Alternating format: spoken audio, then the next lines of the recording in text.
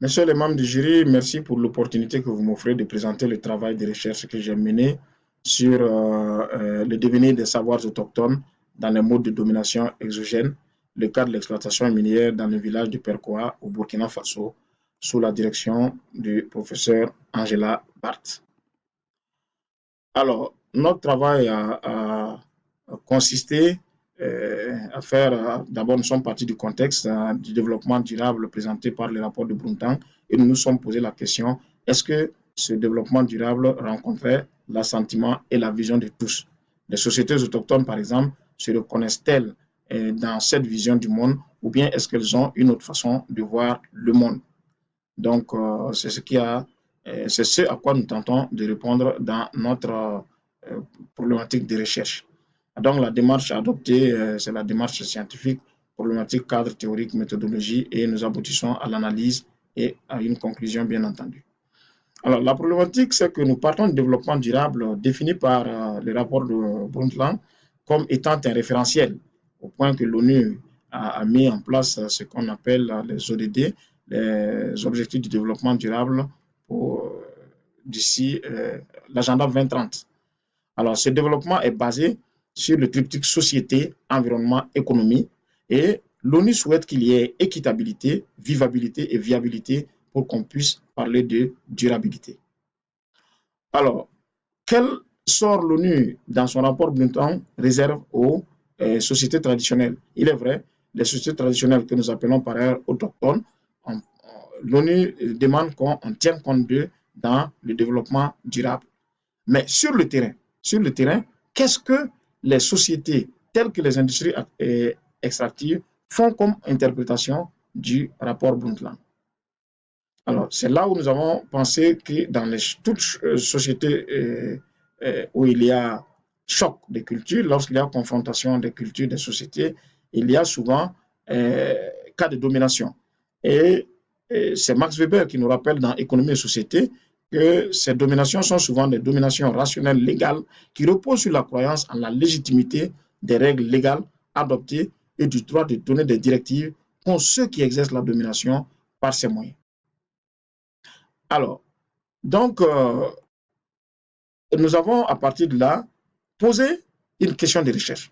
Quel est le devenir des savoirs autochtones dans les cas de domination exogène?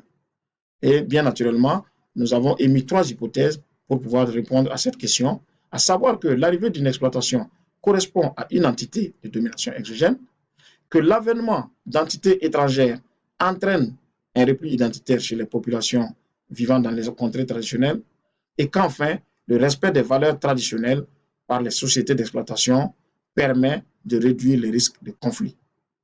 Donc, à partir de là, nous avons fait le tour de la théorie qui permet de vérifier nos hypothèses. Et nous avons penché pour l'étude des représentations sociales, à savoir que l'analyse des savoirs pouvait se faire à partir des modèles de représentation sociale. Et donc, nous avons fait un distinguo entre savoir et connaissance, les connaissances étant prises comme des savoirs acquis et intériorisés. Et dans les savoirs, nous avons déterminé qu'il y a un continuum entre théorie et pratique. Il y a les savoirs savants et il y a les savoirs autochtones. Nous allons parler des savoirs autochtones spécifiquement dans cette recherche et de leur devenir. Alors, comme théorie de représentation sociale, nous savons que les représentations sociales ont permis dans les sciences économiques et dans les sciences sociales, telles que dit par Barth et Alp dans leur document de 2016, permet de faire l'étude des appuis et des obstacles, mais aussi ont été utilisés dans les cadres d'éducation prépositionnelle, éducation à, éducation pour, dans l'éducation critique, mais aussi dans les questions socialement vives.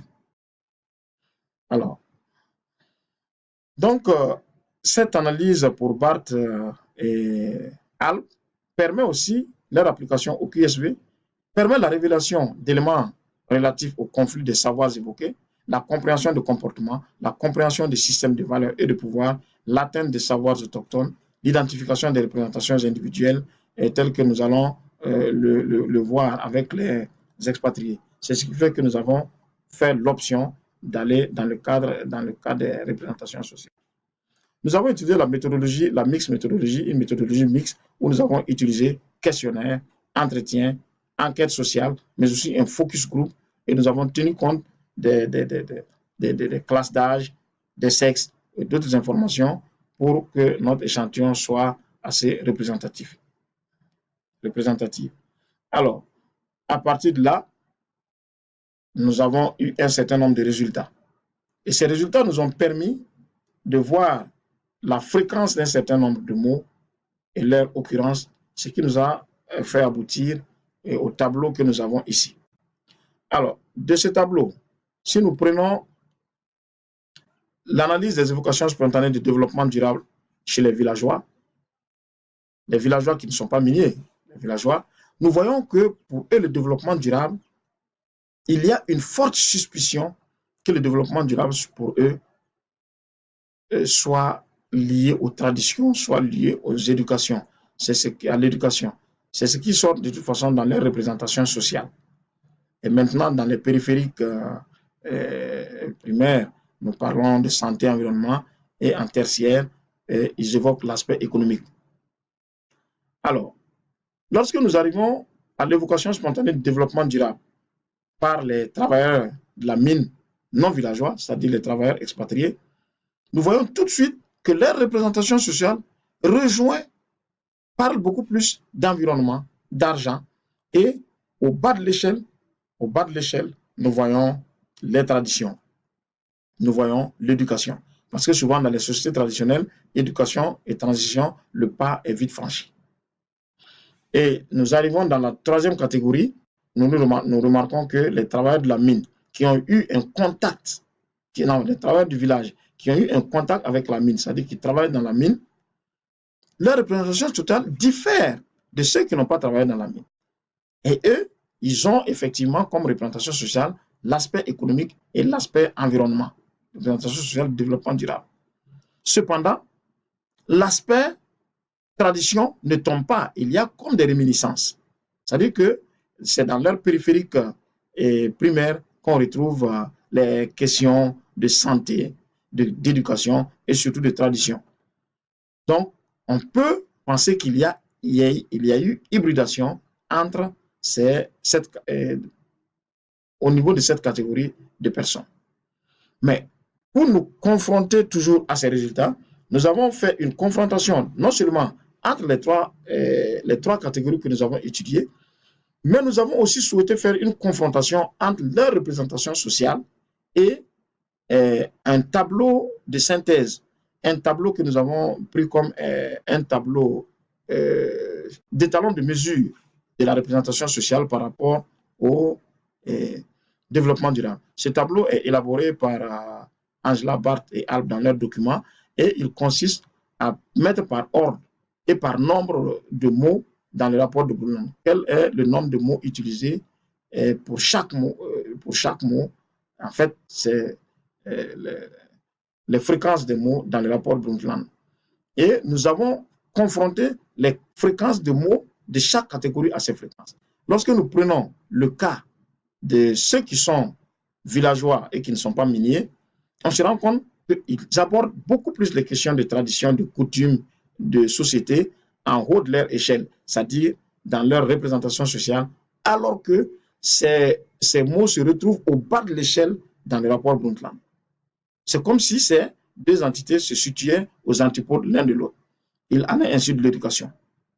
Lorsqu'on prend cependant le cas des travailleurs miniers qui sont expatriés, par expatriés, nous entendons ceux qui viennent d'Europe, ceux qui viennent d'Afrique, ceux qui viennent du Burkina, mais qui ne sont pas du village de Perquois, nous nous rendons compte que l'économique et l'environnemental se retrouvent dans leur représentation sociale, c'est-à-dire au haut de leur échelle, tout comme dans les rapports Brundtland.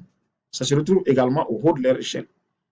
Nous avons peut-être conclu que c'est des gens qui connaissaient déjà le rapport ou en tout cas qui travaillent dans cet environnement-là. Alors, la catégorie des villageois qui travaillent dans la mine maintenant ont également sensiblement les mêmes représentations que ceux expatriés. Ça veut dire qu'ils il rejoint le rapport Brundtland, mais quand même, ils ne perdent pas du tout le côté tradition. Il y a des réminiscences. Ils sont un peu à mi-cheval entre les traditionnels et les expatriés. Alors, ces résultats nous permettent de tirer un certain nombre d'enseignements. Et nous avons associé ces résultats au focus group et aux entretiens que nous avons eus. Donc, la réponse à notre problématique a permis de mettre en évidence une grande probabilité de représentation sociale, développement durable des villageois en confrontation avec le développement durable tel que vu par Brundtland. Une forte présomption de représentation sociale apparaît chez les miniers en congruence, en adéquation avec le rapport Brundtland. Et il y a une suspicion de représentation sociale du développement durable hybridée avec forte réminiscence des traditions.